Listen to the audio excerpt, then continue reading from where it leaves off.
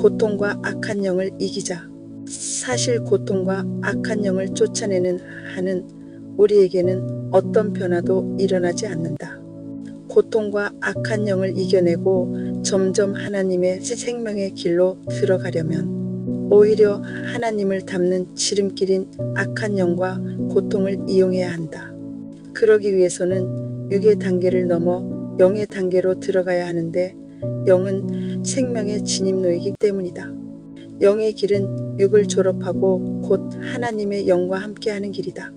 영의 단계로 들어가 고통과 악한 영을 통하여 생명이 생성됨과 동시에 악한 영이 빠져나가고 변화되는 단계로 들어가 고통과 악한 영을 통하여 생명이 생성됨과 동시에 악한 영이 빠져나가고 변화되는 현상이 일어난다. 모든 악한 영은 주변 환경을 통하여 다가온다. 환경이란 인간을 포함한 주변의 모든 것을 뜻한다. 지금까지는 사건이 생기면 피하거나 기도를 하며 살아왔었으나 피하거나 쫓지 말고 주어진 환경을 긍정적으로 대응하면서 수용해야 한다. 악한 영과 고통은 나의 결핍 때문에 찾아오는 것이므로 어느 누구도 반겨하지 않는다. 자신과 반대 성향 즉 가장 싫어하는 부분이 나타나 괴롭히기 때문이다.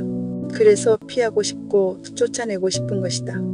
그것들은 나의 결핍을 들추어내서 쑥대밭을 만들어 버린다.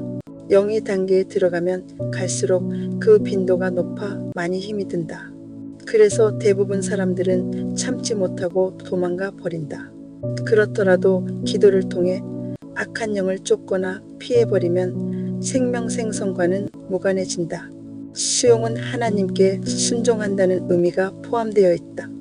고통과 악한 영이 출현하는 것도 하나님께서 알고 계시기 때문에 겁낼 필요 없다.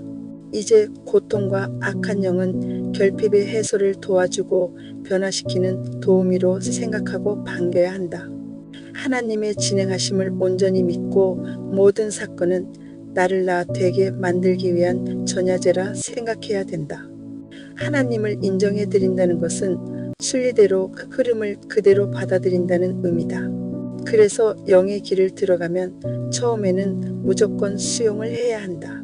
누구든지 육에서 영으로 들어가는 것은 너무 어렵고 고통과 악한 영의 공격과 방해가 많다. 그러므로 초단계에서부터 엄청난 회오리가 닥쳐와 정신이 없다. 여기저기서 폭죽 소리가 요란하게 들린다. 이때 너무 힘이 들기 때문에 기도를 해서 하나님의 도움을 받고 피해버리면 당할 기회가 없으므로 생명 생성이 안 된다. 보이지 않는 영은 극히 예민해 기도를 하지 않는다고 해도 습관적으로 생각만 해도 기도의 효과가 나기 때문에 극히 조심해야 한다. 교회에 오래 다녔던 사람들 대부분은 거의 이와 같은 중독에 빠져 있다고 보아야 한다. 지금까지 모든 사람들이 이와 같이 생명이 아닌 은사적인 성질에 길들어 있다. 그러므로 그것들을 해결하기 위해서는 더 많은 시간과 노력이 필요하다. 때가 되면 하나님의 모든 것에 익숙해져 하나님으로 답습되고 하나님으로 무장되어 하나님의 영 안에서 하나님의 도움으로 현실 속에 나타나는 고통과 악한 영에게 직접 당하면서 해결할 때가 온다. 자신이 하나님을 닮지 않은 만큼 사건을 당하면서 생명을 만들게 되는 것이다. 기도로 악한 영을 물리치지 않고 그대로 수용하면서 찢기고 부서지고 빼앗기고 하나의 결핍을 통과할 때마다 너무나 쓰라린 당함, 모욕, 수치, 난타를 당하게 된다. 그래도 끝까지 하나님을 놓지 않고 하나님이 원하시는 대로 버티고 살아있다면 내가 변화되는 그것이 바로 생명이 되고 고통과 악한 영은 떠나간다. 생명이 가는 길은 비록 하나님에게 기도로 도움을 요청해서 극복하게 된다면 그 힘도 일시적인 것이 될 테고 내 스스로 고통과 악한 영을 피가 터지도록 이긴 것이 아니기 때문에 내 것으로 축적되지 않는다. 하나님의 능력의 도움을 받아 해결되었으니 하나님에 의해 이긴 것이며 그 결과 또한 하나님 몫이니 다시 가져가셔야 한다. 하나님은 우리 육의 체질이 하나님의 체질로 바뀌기를 바라신다. 그렇게 바뀌기 위해서는 각자 수고의 대가를 하나님과 함께 자신이 치러야 한다. 그러므로 기도로 쫓아 이기면 잠시 동안 괜찮은 듯 하지만 또다시 더 큰 것이 엄습해 온다. 고통과 악한 영은 나 혼자 싸우는 것이 아니라 하나님께서 다 보고 계시고 직접 진두지휘하신다. 마치 어린아이가 엄마 손을 떠나 걸음마를 혼자 해내듯이 해야 하는 것이다. 엄마 없이 혼자 걷는다고 엄마와 영영 헤어지는 것은 아니다. 수용은 아무런 저항 없이 이루어져야 한다.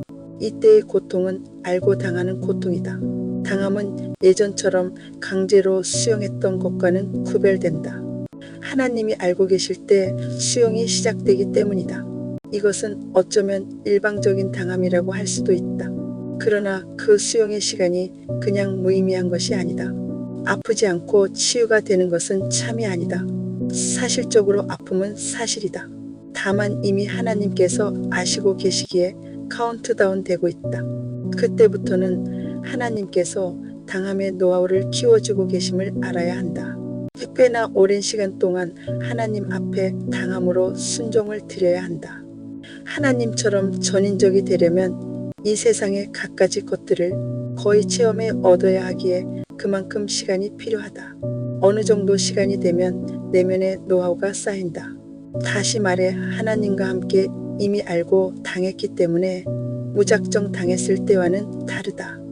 하나님이 알고 계신다는 사실을 잊지 말아야 한다.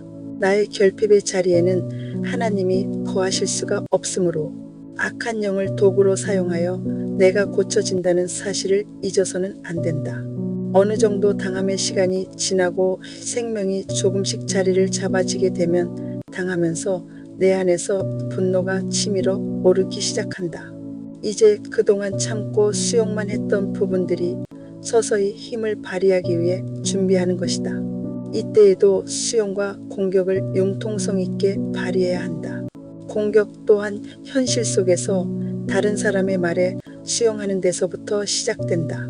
처음엔 하나님의 뜻에 위배된다는 악한 영의 속삭임도 경험하게 된다. 공격이 시작되면 바로 그것이 생명행위의 시발이다. 그렇다고 수용을 거두어 버린 것은 아니다. 많은 사건들이 출현하는데 그것이 곧 고통과 악한 영의 출현이다. 그 고통과 악한 영들이 출현할 때 지금까지는 수용하고 당하고만 있었지만 그 당함의 양이 찰 때가 온다. 그 당함의 시점을 알아내기가 가장 어렵다.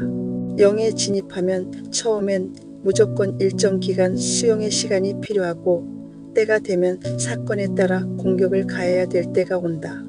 하나님께서 예전에 당했던 부분들을 회복할 수 있도록 기회를 제공하신다. 그때는 나의 생명이 어느 정도 상대를 감당하고 남을 정도의 양이 되었을 때다. 만약 그리하지 않으면 되려 상대에게 역습을 당할 수 있다. 생명이 어느 정도 무르익으면 환경을 접할 때 내면에서 저절로 생명이 분출되는 때가 바로 공격의 시점이므로 그대로 행하면 된다. 그러나 지금까지는 마냥 수용하고 하나님께서 해결해 주실 때까지 기다리라고만 했다. 이 글을 쓰는 필자도 수많은 세월을 그냥 기다리라는 말에 순종하면서 살아왔다. 그런데 당하면서 생긴 생명의 양이 어느 정도 쌓이면 그동안 당하기만 했던 상태에서 나를 그토록 괴롭게 했던 장본인에게 반격할 시간을 갖게 된다.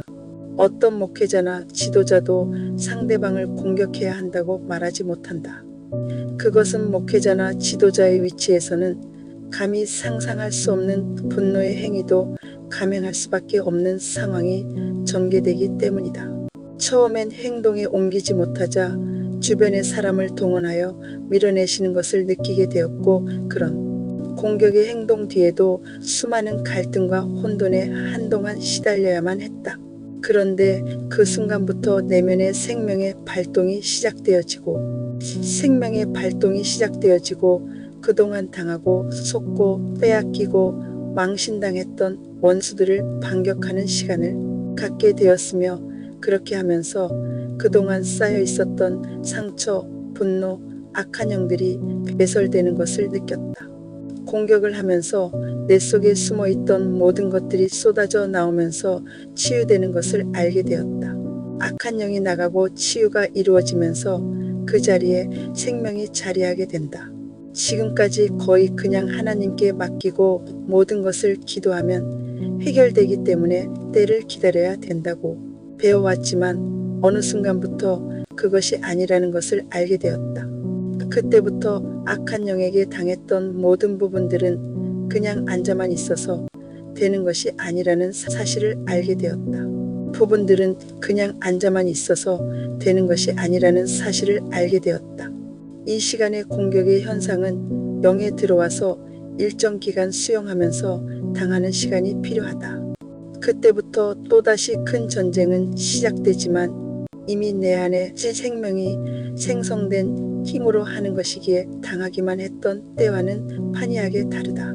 여기저기에서 수많은 공격이 들어와도 정신을 똑바로 차리고 역습을 하면서 수용하고 또 공격하고의 반복을 계속하는 시간이 한참 동안 필요하다. 그 과정 중에서도 우리의 결핍이 완전히 처리될 때까지 여러 번 반복해서 불에 들어갔다, 물에 들어갔다 한다. 상대가 악랄함에 극치라면 내 쪽에서는 그 이상의 것으로 대응해야 정복할 수 있다. 직접 몸으로 부딪히고 현상 속에서 직접 원수와 맞부딪히며 싸워야 된다.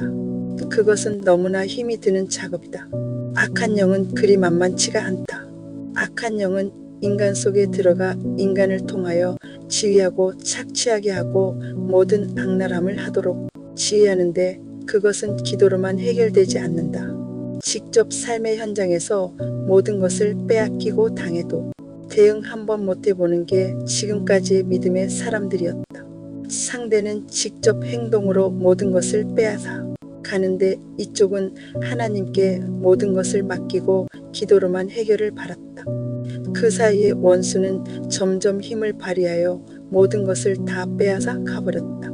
결과를 끌어다가 온전함을 흉내내는 참고 용서하고 보이는 모든 것은 나와는 아무 상관이 없다고 부글부글 끓어오르는 속을 짓누르며 오로지 거룩한 하나님의 모습을 유지하기 위해 못 본 척했다. 과정은 생략하고 용서해라, 사랑해라, 원수까지도 사랑하라는 말만 주입시켜 멀거니 빼앗아 가는 것을 보면서도 대응 한번 못하고 그냥 있어야 하는 형편이었다. 나의 현주소는 겉면만 치장되었을 뿐 속은 아주 밑바닥인데 너무 고차원의 실력자라는 착각 속에 빠져 있었다. 지금까지는 너무나 힘이 없는 사람들이었고 생명의 참뜻을 몰랐기에 악인에게 모든 것을 빼앗기고 당하고만 살았다. 실수가 필수다. 그래야 고칠 수 있다. 생명은 권리이며 자유다. 온전함이다. 누구에게도 나의 권리, 자유를 빼앗길 수 없으며 뺏어서도 안 된다. 권리, 자유를 빼앗길 수 없으며 뺏어서도 안 된다. 그것은 하루아침에 이루어지는 게 아니고 수십 년 전부터 많이 당해본 자만이 당함의 노하우와 하나님의 힘을 합해 결국 생명 생성이 될 수 있다. 악한 영과 정면 대결하여 악한 영을 오히려 생명 생성의 원천으로 사용하여 차곡차곡 생명을 만들어야 된다. 모든 삶 속에서 그대로 수용하면서 모든 것을 하나님께 드리고 그대로 처리받기를 자원해야 된다. 그리고 너무나 아프지만 하나님의 뜻을 알고 있기에 언젠가는 반드시 끝날 지점이 있을 것임을 알고 죽지만 말고 버티며 살아있자는 각오로 끝까지 진실을 가지고 가면 된다.